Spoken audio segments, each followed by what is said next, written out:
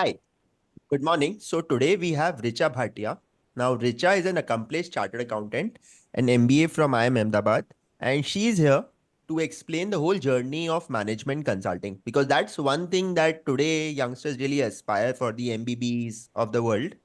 So, Richa, welcome to the show. Can you quickly tell us through your journey, how it has been through, and then we'll deep dive into more into management consulting. Thank you, Anurag. Sure. So I was born and brought up in Kota, and I moved to Mumbai around 8 years back to pursue my articleship with Deloitte. Then I did my CA in 2018 and joined JP Morgan in their consumer banking division, where I was handling US clients for the healthcare sector. After that, I decided to do my MBA from Ahmedabad in 2021.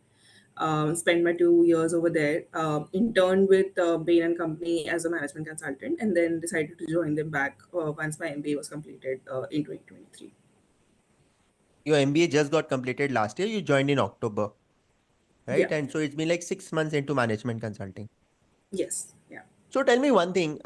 You've left home, come to the demanding city of Bombay for CA.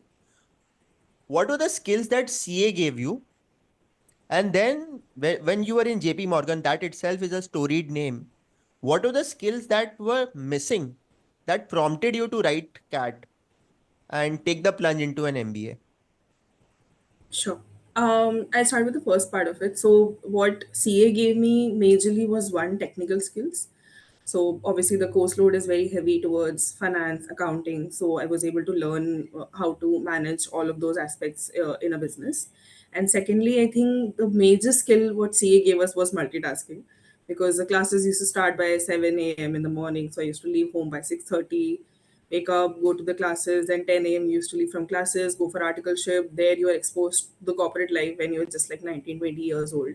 So I think that exposure also really helped me in grasping what the corporate life looks like at a very young age. I think that's the second thing which CA gives you. When I joined JP Morgan, I think the job was more towards technical part of it. So my CA degree was helping me in all of that. But when it came to communicating with the clients or communicating with the on shore bankers, I felt that there was some skills I was lacking. So there is when that is when I decided that MBA should help me in my further career. Prepared for CAT along with job. Yes. Okay, so fast forward, you are in IIM Ahmedabad. Now, where do you see that difference? How is campus life? And what are the skills in terms of management consulting that campus life teaches you, which otherwise as a CA you would not have? So, where was that perceptible difference? First of all, that would be my one question. Yeah. I think the major difference between CA and MBA would be the college life and the kind of network you are able to get. I think CAs are very, very strong in terms of technicals and what knowledge one should have to create a business or build a business or continue with a business. But what we really lack in terms of skills is networking, because we've never been exposed to, say, a set of 400 people together in a room, trying, like sitting for a class, doing a lecture together, or doing cases together, or solving problems together. So I think that is one thing CAs are not really exposed to. We do have GMCS trainings or IT trainings and all of those, but those are very limited in terms of the time. They are like 5, 10 days, 15 days max. So that's the reason I think one that pushed me towards MBA, because I really wanted that network and just expand what people are coming from. So in CA you just meet people who are doing CA. In MBA you meet people who are lawyers, arts background, commerce background. IITians obviously are always there, engineers. So that's the variety of background you get to interact with. You're a people's person or more of that introvert who would be I more am into actually a books? people's person, like turned into a people's person after my CA, when I got exposed to JP Morgan and the corporate life. So I was an introvert before when I was doing my CA and did not really have an exposure to any other folks as well. It was mostly like meeting people from the coaching or going from articleship, a limited team of like 10, 20 people. So was an introvert back then, but then I started getting exposed to other aspects, so became an extrovert. So, IIM Ahmedabad campus, what exactly does it do to a person like Richa? When like you join in Um, June and you graduate in March of 2 years later, right. what is that Yeah. transformation in terms of thinking process, people process, and give specific examples. I mean, it is very Hmm. easy for someone to say, oh, it's all about networking, it's about people, and But what exactly were that, like some specific examples which can make people relate to the idea of networking, etc., which campus Yeah. life teaches? I think two things for me personally. Like I mentioned, I was an introvert before, so I was not really able to, speak up in classes. Say a lecture is going on and professor throws you a question, like, "What do you think about this?" So if it was a CA coaching class, I would have just remained in my seat and not given an answer, even though I knew the answer perfectly. But fast forward in MBA, when I started interacting with new people, just having a conversation, "Hi, what's up, what's going on, this is my background, what's your background," and just having those frequent conversations gave me that confidence that I could speak up in the class when an opinion was asked for. So I think that's one difference which MBA brought in me. And I think that has helped in corporate career as well, which is like consulting, where you keep meeting like new people every day. So I think that confidence has helped me in consulting as well. And what about the case study method? So does that also prepare you for consulting life, consulting interviews, etc.? Like the IIM Yeah, I Ahmedabad think has a so. Yeah. pedagogy that they will teach mostly through the case study method. They are not going to teach Yeah. anything in theory as such in the class. Yeah. Yeah, so I think every class of ours or every course had a pre-read where we used to study cases on our own, then prepare what from our side the answers should look like, and then we used to discuss those in class. So I think that structural thinking has really helped in a career like consulting for sure. Then, like since you were a CA, so when it came to summers, what are the kind of shortlists one someone from a CA background gets in a B school, whether it's A, B, C, XLRI or whatever? Is there any preference which is there? And then specifically Um, coming to consulting, what are the criterias that consulting companies opt for? I mean, they also recruit a good number of people. I think 20-25% of the batch in many cases gets recruited by the consulting firms. So then how did you prepare for consulting and how did this whole thing go about? If you can shed some light on that. sure. Sure. So I think the first question in terms of preference for CAs, yes, CAs get a lot of preference in terms of placements, majorly for the finance roles and consulting roles, because finance, obviously, because we have like a technical background and we know the experience, we have experience in those. Even fresher CAs get a preference for finance. When it comes to consulting, people prefer having CAs because one, the technicals are solid, and then MBA gives you those skills of networking and socializing and all of that. So then CAs become like a complete package for the consulting domain as well. When it comes to other roles like marketing and prod man or something like that, then you need certain kind of like work ex before MBA to get into those kind of roles. But for finance and consulting, CA is a preferred match. Then coming to your second question, how did I go about the case prep? So I'm mostly focused on using the Consult Casebook by IIMA itself, but there were other books like Consult Case Interview Cracked, and there were a few other international case study books which I used. Mostly the focus is on doing a lot of mock cases with different set of people, and again a college life would help you find those certain people within your batch or your seniors or your buddies and mentors from outside the industry who have been allocated to you either by the firm or the college itself. So you keep doing mock cases with them. Around I did, I think, around 50, 60 cases, and then I focused on learning from those, taking that feedback and applying those in like further cases to help me with the case prep. During your summer internship, what are the kind of work that one does and what is the criteria for getting a PPO? And then once one gets a Okay. PPO, is it like second year is absolutely chilled and you are like, oh boss, I have a Bain PPO, nothing to do. I'm nothing to worry about. Okay. Okay. So the term in terms of the work, it's exactly what a normal consultant would do post joining. So there's no difference. You are exposed to that particular life for 2 months. So you do everything what a consultant would do.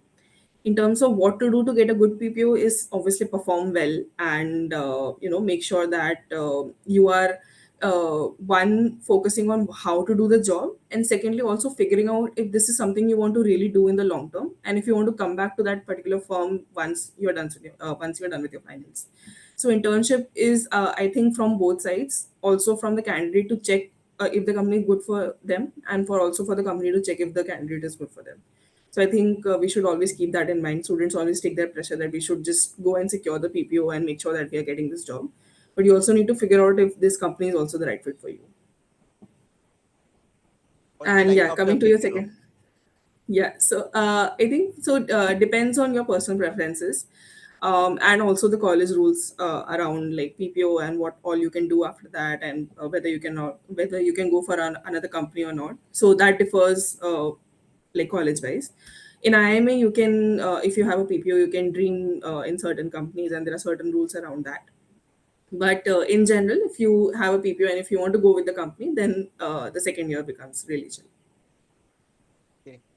Fast forward now, life as a management consulting. Is it as glamorous as it made out to be on social media, five-star hotels, business class travel, or something like that? Executive access in terms of the client CEOs listening to you, impactful presentation. So, what exactly is it like? The real part of I it. Yeah, yeah. I think I'll agree with the glamorous exposure to clients for sure. Because we do interact with like the senior management on a very frequent level. You're making impactful presentations, you're making an impact with the clients. But when it comes to the five-star life and all of that, it does involve like frequent travel, and you stay with five stars and you travel not in business class for sure. Those were the old days. Nowadays, you don't really get to travel in business class as of now. But yeah, the travel part of it sounds exciting in the beginning, but after a while, it starts taking a toll on your work life as well, because you get up in the morning at 5 a.m. to take a flight which is at like 7:30, and then you land at 9:30. You start with meetings and then you have to go back. So I think the travel also starts taking a toll after a certain time. So it looks glamorous in terms of you get miles and like points and hotels and all of that, but yeah, the travel is a hectic part of the job. And one thing which I really hated about early morning flights, and I still do, is that while you've had like 3 o'clock morning, you've woken up or 4 o'clock, and the whole night also there's a flight impending which prevents you from sleeping. Once you reach the office, you are expected to work as efficiently and till the late night as much as your other people who had had a good sleep. So that's also one Yeah, problem with these early morning flights, but yeah, which consultant life yeah, gives you. yeah. And in terms of the work, like what exactly? So, if I were to say a CA solves a business problem more from an accounting perspective or a costing, budgeting perspective, what is the kind of problems that you as a consultant would solve? I think so. Like you mentioned, CA would focus only on the finance part of the problem, but while a consultant would focus on anything which is there, like finding out what the problem is, starting from it could be like a HR related problem where you're trying to solve for people's cost. It could be like a cost related problem where you're trying to lower like manufacturing costs or something like that. It could be on the profit side where you're trying to increase the profit or profit margins. It could be a sales acceleration problem where you're trying to focus on increasing the sales of the company, whether it be through the quantity or the pricing. It could be a market related problem where you're trying to understand which market to enter. So I think the diversity of problems you work on increases when you are a consultant, as what a CA would do focusing just on finance. But doesn't this come along with pressure as well to perform? I mean, because you would not have, see, your age would be what, 25, 26, or something like that. At this age, you've not seen the world at large, but then people expect you to solve their big problems, which are problems since maybe 5 years, a company is struggling with sales problems. And then, so how do you make that impactful consulting case in front of the client? Is that a high pressure job? What exactly is that? Yeah, so I think high pressure, yes, because it's a dynamic environment in terms of working, but you're not expected to give the solution on day one, and you're not expected to do it alone.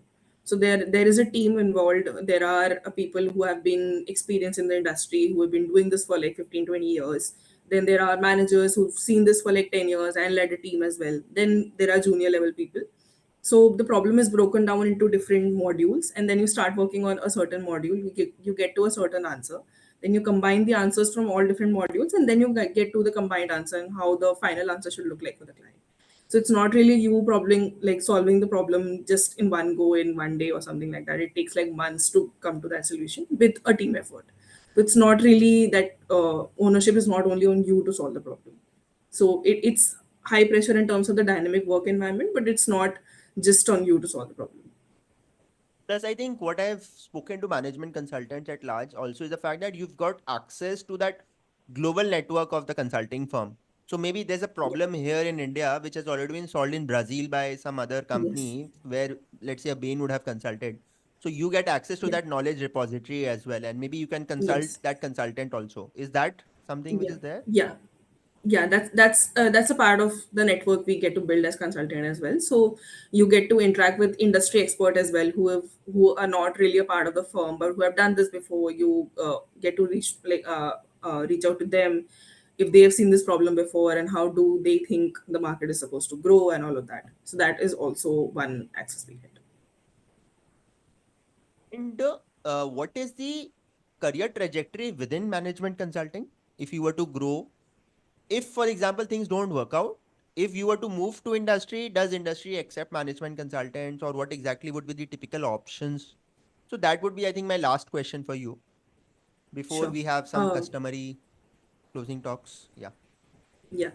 So I think in terms of trajectory within the firm, so every firm would have like a different name for it. So I would not be able to just mention what all designations are there. But if you start with Level in one, general, level two. yeah.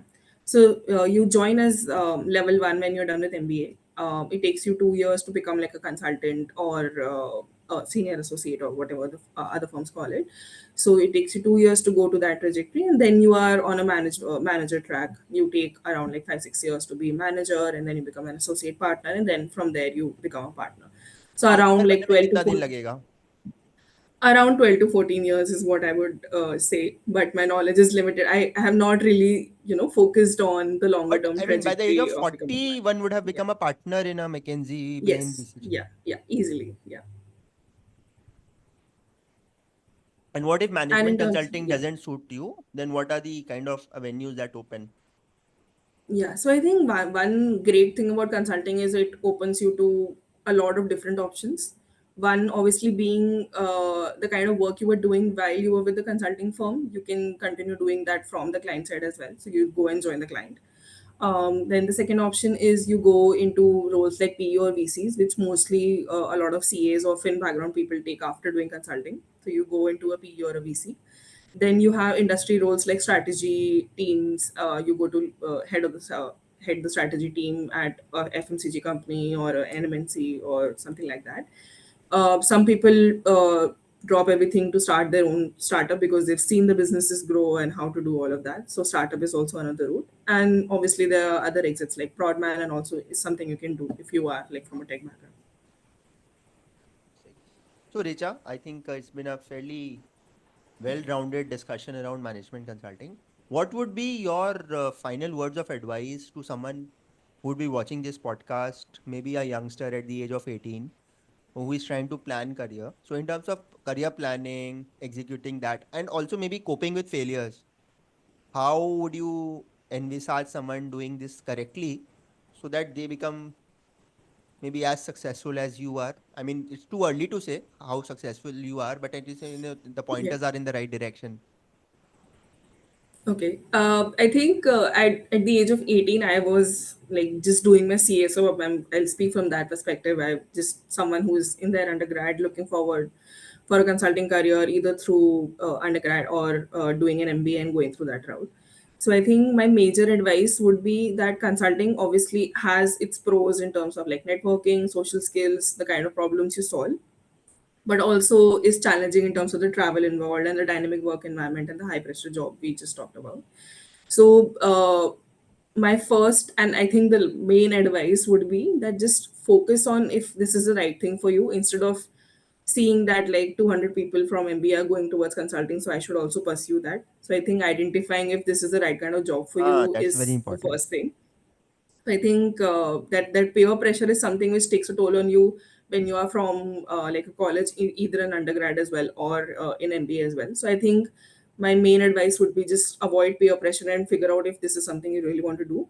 Once you get in consulting, obviously it will teach you and there are exit options available. But if this job is not meant for you and you just got in because of like a peer pressure situation, it would be very hard to survive. So just make sure that if this is something you really want to do, and use your internship time to figure out if this is the right job for you. That's Richa's mantra to become rich. So, thank you so much, Richa, for Okay. coming on our show. Yeah. And I'm sure whoever watches this will get some good idea about management consulting. I'm going to leave your LinkedIn profile on the pinned comment and the description so that someone, if wants to Sure. communicate, they can reach out to you. So thanks once again for sparing time for this, Richa. Bye bye. Thank you, Imran.